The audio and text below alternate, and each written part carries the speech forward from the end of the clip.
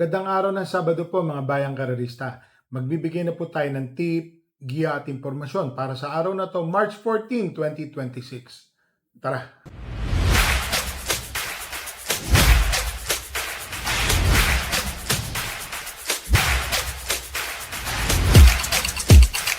Sa mga bayang karerista, ngayong araw po ng Sabado, ang simula po ng karera ay sa ganap na alas 3 ng hapon.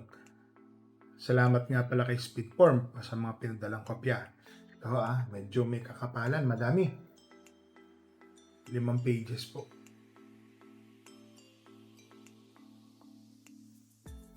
Ngayong araw ng Sabado, first day po.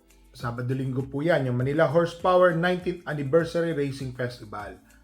So, congrats po kay Mr. Ferdy Eusebio, kay Councilor Ferdy Eusebio, at saka sa mga namumuno po dyan sa Manila Horsepower. So, race number 1. Yan po Philippine Jockey Club MHP Stakes Race. 8 runners, 1,400 meters. First choice, entry number 4, Peerless. Etong si Peerless, mga bayang karerista dating takbo nito, nasisigundo to, bumubulaga. Baka ngayon magandang dihado, tingin ko may panalo naman yan. Second choice, malamang ito po yung mayayamado, entry number 7, Best Shot. May mga takbo po ito, lalo na po napunta sa bagong may-ari kay Mr. Melvin Raimundo, parati pong nagpapanalo. So dito po sa race number 1, first choice, entry number 4, Peerless. Second choice, entry number 7, Best Shot. Dito na tayo sa race number 2. Yan po, 1,400 meters, 9 runners. Ito po, another MHP Stakes Race. Yan po, maiden po ito. In honor of late Commissioner Wilfredo Jefferson de Ungria. Si Commissioner Willie de Ungria pa pala. Yan First choice, entry number 7, Blue Note. Alam ko si Blue Note, mainam na kabayo po yan. Magaling po yan. Yun lang Medyo makapal po sila Madami po ang tatakbo. Second choice, entry number 3, Thunderstorm. Kung mapapansin nyo po si Thunderstorm, mga takbo po neto always in the money, mga bayang karerista Tingin ko may panalo po si Thunderstorm. Naglagay po tayo ng third choice, entry number 4, True Dugma. Ito pong True Dugma, mainam din po yung pinakita niya ng huling takbo. Tingin ko may panalo rin po yan. So dito po sa race number 2, first choice, entry number 7, Blue Note. Second choice, entry number 3, Thunderstorm. Third choice, entry number 4, True Dugma. Dito na tayo sa race number 3, 1,400 meters, distance, 11 runners. Ito po, Manila Horsepower Club Don Juan de Manila Trophy Race. 11 runners po ito. First choice, couple entry number 6, Word Isn't Enough, and 6A, Snow White. Yung Word Isn't Enough, matuling kabayo. May takbo po ito na akala ko mananalong dihado. Montik na pong manalo. Tingin ko po, malaki po ang panalo. Tapos meron pa po siyang isang remating kabayo, si Snow White. Second choice, entry number 3, Stand in Faith. Ito pong si Stand in Faith, mapapansin nyo, always nandoon siya. Pwedeng matimbang, malapit na So sa tingin ko ngayon, malaki po ang pag-asang manalo po nito ni Stand in Faith. Parati pong nandoon Ibig sabihin ng nandoon, kasama po siya sa tumpukan. Minsan magugulat ka na lang, bumubulaga ng tersero, tapos umatras ng kwarto, may kalakasan lang nakakalaban. Ngayon tingin ko may panalo po ito. Naglagay po ako ng third choice, couple entering 1 and 1A, Popoy and Basha, and 1A's Lady's Secret. Yan po. Sa New Horse Honor na rin po yan kay Mr. Raimundo. Tingin ko parehas naman po itong may panalo. Isang pwedeng mauna at isang pwede pong promemate. So dito po sa race number 3, first choice, couple entering 6 and 6A, Word Isn't Enough, and 6A Snow White. Second choice, entry number 3, Stand in Faith. Third choice, couple entering 1 and 1A, Popoy and Basha, and 1A Lady Secret. So dito na po tayo sa race number 4. Yan po ha, dedicated po ito kay late horseman Mr. Ding Pangilinan. 1,000 meters, sprint race pala to. 8 runners, ayan, ang gaganda. Alam mo, sana may mga ganitong klaseng pangapakarera. Kung pagbabasihan nyo po, hindi lang yung matataas ang grupo o ang ratings. Isang ganitong mababa ang ratings, mas maganda po yan. Yan po, 1,000 meters, 8 runners. First choice, entry number 8, Little Annie. Kung mapapansin nyo po, si Little Annie, natitimbang po ito sa 1,200 meters eh. Parang 1.15. Halos identical naman sila lahat. Etong si Little Annie kasi kahit di siya mauna, pag nakasabay ng terserong malapit, may panalo po ito. Second choice, entry number 3, Shakti. Mukhang pumabor po sa kanya yung distansya. Ito pong si Shakti, sprint po talaga to sa starting gate. Tingin ko malaki po ang panalo. Naglagay po ako ng third choice. Ito po, binabantayan ko. Entry number 5, Penny Perfect. Pretty Penny pala. I mean, Pretty Penny. Pasensya na. Meron kasi alam kong dating may kabayong parang Penny Perfect, parang ganun eh. Ito po pala si Pretty Penny. Ano Mr. Cesar Avila. Ito po, minsan nagpapanalo po itong kwadra na to ng dihado. Tingin ko may panalo po ito. So dito po sa race number 8, first choice, and race number 4, first choice, entry number 8, Little Annie. Second choice, entry number 3, Shakti. Third choice, entry number 5, Pretty Penny. Dito na tayo sa race number 1, race number 5, Makati Barangay Trophy Race. Pasensya na. 11 runners, 1,400 meters.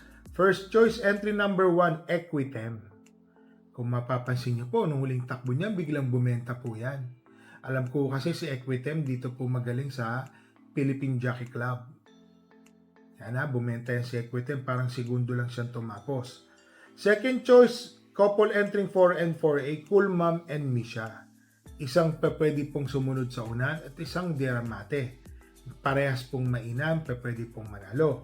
Naglagay po ako ng third choice, entry number 8, Malibu Bell. Ito po, matuling kabayo.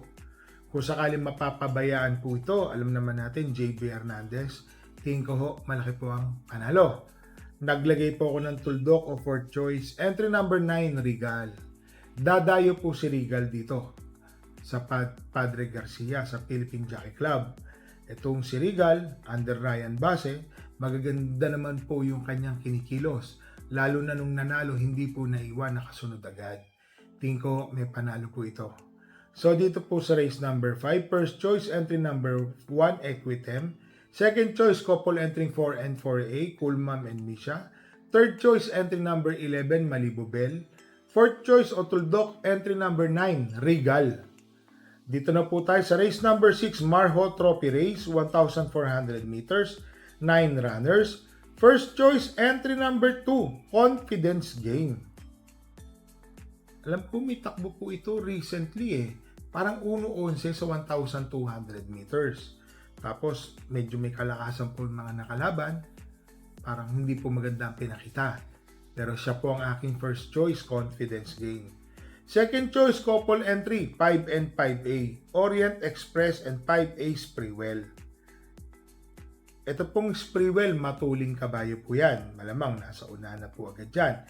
Tapos meron pa siyang couple entry, na entry number 5 na si Sprewell din. Ito, si Orient Express. Mainam din po ito, mga bayang karagista. Pwede pong manood ng kwarto pwesto. Parerematihin lang to. Dito po sa race number 6, first choice, entry number 2, Confidence Game. Second choice, couple entering 5 and 5A, Orient Express and 5A, Sprewell. Dito na tayo sa race number 7, 1,400 meters, Manila Horsepower Piltobo Trophy Race. 12 runners.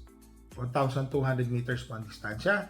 First choice, entry number 3, Kentucky Rain. Ito po, tingin ko ho, malaki ang panalo ni Kentucky Rain. Ano po ito? So may tiyempo po ito ng 1.28 sa Malbar. So i-convert natin dito, 1.27. Kayang-kaya. Yan po first choice natin siya. Second choice, entry number 9, Jewel of the Nile. Binalik po ang renda kay Mark Alvarez. Alam ko po ito po yung Jewel of the Nile, nanalo po ito ng long shot. 1.14 o 1.13.5 sa 1,200 meters. Tingin ko po, malaki po ang panalo, lalo na ito pong si Jewel of the Nile, deremati po yan. Second choice. Third choice, entry number 11, Step Bell. Yan po, pag si Alvin Gusi po ang sasakay, nag-uumento po ang mga kabayo. Tingin ko po si Step Bell, malaki po ang panalo. Nilagay ko lang po siyang third choice, pero recently po kasi di maganda yung mga kinikilos. So, sama po natin. Pero para sa akin po, malaki po ang panalo niyan. So, dito po sa race number 7, first choice, entry number 3, Kentucky Rain. Second choice, entry number 9, Jewel of the Nile. Third choice, entry number 11, Step Bell. Dito na tayo sa race number 8, Manila Horsepower Vice President Joselito Salvador Trophy Race. 6 runners, 1,400 meters. First choice, entry number 1, Frosty Raven. Yan. Etong si Frosty Raven, pwede po itong rumemate. Napansin ko po, may mga matutulin, kagaya po ni Jubilum. Yan po Amazing, Shade Green, Glorify. Yan po mga matutulin. Baka mamaya po, ito pong si Frosty Raven, makapanood. Second choice, entry number 3, Shade Green. JD Huko ang sasakay. Yan po. Comebacking rider, JD Huko. Ito pong si Shade Green, mga bayang karerista. Mainam po yung mga kinikilos niyan. So, tingin ko po may panalo po yan, mga bayang karerista. Naglagay po ako ng third choice. Ito pong entry number 4, Amazing. Mainam po mga pinapakitang tiyempo nito. Consistent po ito ng 1.25 media hanggang 1.26 po. Tingin ko may panalo po yan malaki.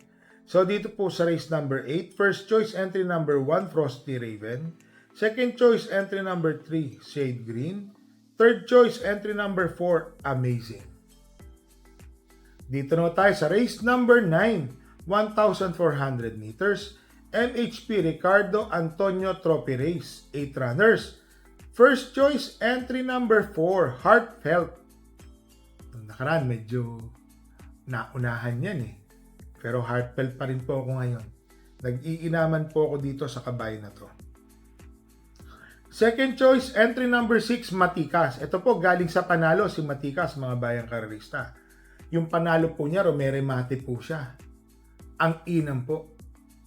Malayo po yung nasa unahan. Kala ko makakadihado. Sa labas siya, tuloy-tuloy. Yun nga lang po, ang distansya po is 1,200 sa MMTCI. Naglagay po ako ng third choice. Entry number 5, Durian. Mukhang ito po ang magdadala ng marcha o makakasunod sa unahan agad. Pansama po ito. Malaki po ang panalo niyan. Tingin po natin yan. So dito po sa race number 9, first choice, entry number 4, Heartfelt. Second choice, entry number 6, Matikas. Third choice, entry number 5, Durian. So mga bayang karerista, ngayon pong araw ng Sabado, meron po tayong kabayong tatakbo. Race number 5, entry number 9, Regal. Tingin ko naman may tsamba at may panalo po yan. Kaya lang medyo may kalakasan ng konti. Kung makakalabas lang po yan ng starting gate nang di po maiiwanan, mapapalaban po sila dyan. So, papaalala ko lang po mga bayang karerista. Ang simula po ng karera ay sa ganap na alas 3 ng hapon. 9 na karera po yan. Yan po. So, yung parati po nating nire-remind sa inyo mga bayang karerista Bet small, win big. Sahuran po yan sa mga ibang sumasahod ng araw ng Sabado. Alam niyo naman, 14 to, linggo is wala talaga. Or sumahod ngayong araw ng Biyernes. Yan Bet small, win big. Inuulit ko po agad. Dala po tayo ng payong at tubig na maiinom. Medyo may pagkamainit po ang panahon. Happy racing po sa inyong lahat and stay safe po mga bayang karerista.